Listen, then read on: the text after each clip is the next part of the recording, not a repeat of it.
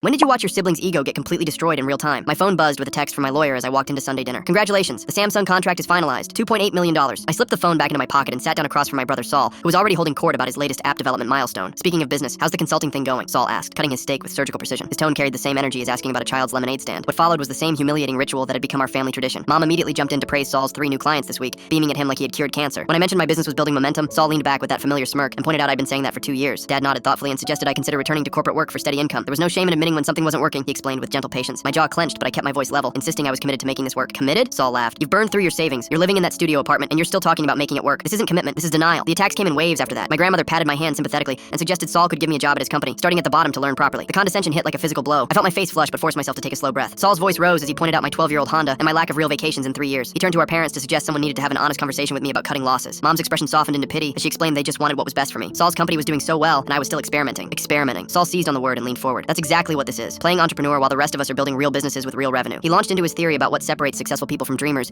explaining that successful people know when to quit the fantasy. I stared at my untouched plate, feeling the familiar burn of shame mixed with rage. Every family gathering had become the same performance where Saul got to be the business genius while I got treated like a cautionary tale. When I quietly said I wasn't giving up, Saul shot back that persistence wasn't always a virtue. Sometimes it was just stubbornness. I was 32 years old and couldn't keep pretending I would stumble into some big break. Dad cleared his throat and reminded me they'd supported my dream, but Saul had a point about being realistic. The word realistic hung in the air like a verdict. I looked around the table at faces mixed with pity and frustration, all convinced they were witnessing my slow-motion failure. Saul delivered his final blow about my wasted potential. I was smart and hardworking, but I was throwing it away on fantasy instead of building something real. He'd offered to help me network and introduce me to people who could give me actual opportunities, but I was too proud to accept help. I don't need help, I said quietly. Saul explained that everyone needs help, that business was about connections and partnerships. I couldn't just will my way to success with good intentions. That's when I decided they'd heard enough. I pulled out my phone and placed it on the table. The screen showed my lawyer's text message with the Samsung contract details still visible. You're right about connections, I said calmly. That's how I landed the exclusive software licensing deal with Samsung for the AI interface I've been developing. The table went silent. Saul's fork stopped halfway to his mouth. $2.8 million. The contract was finalized this afternoon. Saul's face drained of color as he stared at the phone screen. Mom's hand flew to her mouth. Dad's wine glass froze in midair. I stood up slowly and explained that the studio apartment was my development space, and the old Honda meant I didn't need to impress anyone with car payments when I was reinvesting everything into R&D. Saul's confident posture crumbled as he stammered that I'd never said anything about Samsung. You never asked about my actual work. You just assumed I was failing. The silence stretched until Mom whispered about the $2.8 million.